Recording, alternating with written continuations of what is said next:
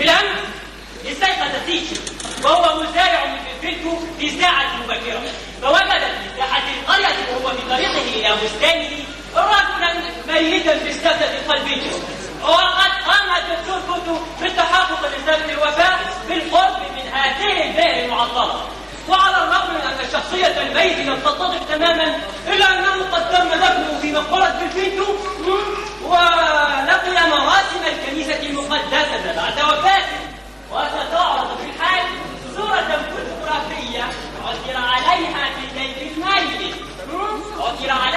في جيب الميت، تمثله وهو في سنوات الشباب. وكافر قمنا بتكبيرها. هذه الصورة عثر عليها في جيب الميت تمثله وهو في سنوات الشباب، وقد قمنا بتكبيرها. نعم قمنا بتكبيرها.